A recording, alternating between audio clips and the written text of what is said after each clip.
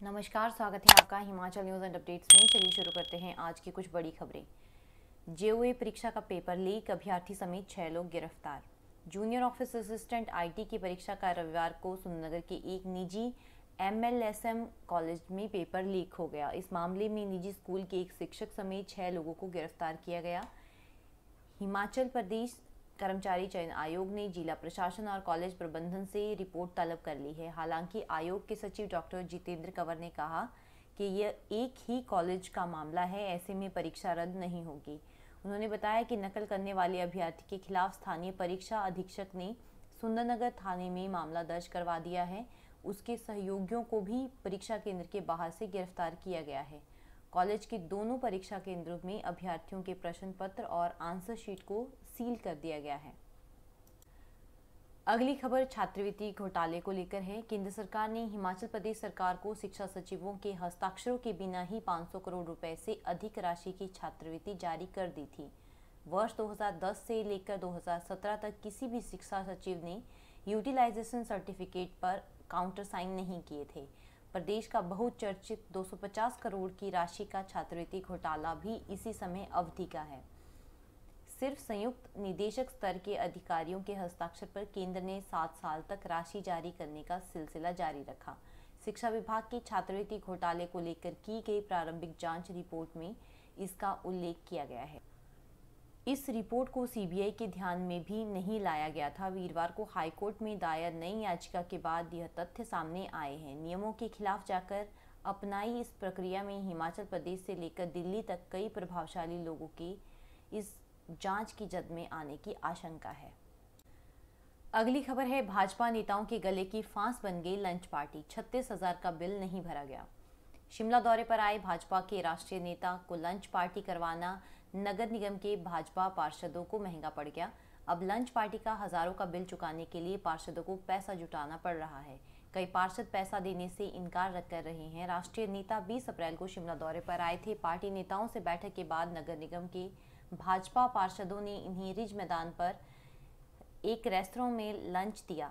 इसमें भाजपा के कई अन्य पदाधिकारी भी शामिल हुए थे। निगम पार्षदों को भी लंच पार्टी में बुलाया गया था, लेकिन कुछ पार्षद ही इसमें शामिल हुए। लंच का बिल 36,000 रुपये बना। भाजपा के राष्ट्रीय पदाधिकारी लंच के बाद चले गए। भाजपा पार्षदों ने रेस्तरां के कर्मचारियों से बिल लिया और पैसा इकट्ठा होने के बाद चुकता करने का भरोसा दिया, लेकिन अब तक पार्षदों ने यह बिल नहीं भरा है। इससे रेस्तरां के कर्मचारियों को चिंता सता रही कि यदि पैसा नहीं मिला तो उनकी तनख्वाह से बिल काटा जा सकता है। इनमें कई कर्मचारी आउटसोर्स पर भी रखे गए हैं। नेताओं ने इन्हें भरोसा दिया था कि 1-2 दिन में बिल चुकता हो जाएगा, लेकिन अब नेता नदारद है। अगली खबर है, बढ़ते हुए कोविड केसेस को देखकर अस्पताल में आने वाले मरीजों के फिर से होंगे कोरोना टेस्ट।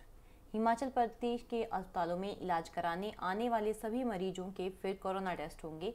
दिल्ली और प्रदेश के अन्य पड़ोसी राज्यों में कोरोना संक्रमण के बढ़ने के बाद राज्य सरकार ने जिलों के प्रशासन और स्वास्थ्य विभाग को अलर्ट किया है।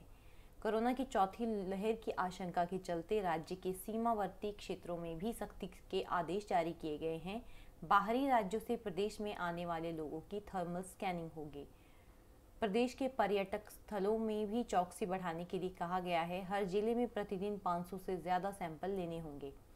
मौजूदा समय में प्रदेश के हर जिले में बहुत कम कोरोना सैंपल लिए जा रहे हैं। बीते शनिवार को प्रदेश में 1150 लोगों के सैंपल लिए गए। इनमें से 75 लोग कोरोना पॉजिटिव आए, जबकि रविवार को मात्र 385 लोगों के सैंपल लिए गए। उनमें 74 लोग पॉजिटिव आए हैं। अगली खबर है, रिहायशी इलाकों तक पहुंची जंगल की आग, मची अफरा तफरी। राजधानी शिमला के जंगलों में बेकाबू आग रविवार को शहर तक पहुंच गई। संकट मोचन चक्कर कोट परिसर और संजौली हेलीपोर्ट के पास आग की लपटें रिहायशी इलाके में पहुंच गई, जिससे लोगों में अफरा तफरी का माहौल रहा।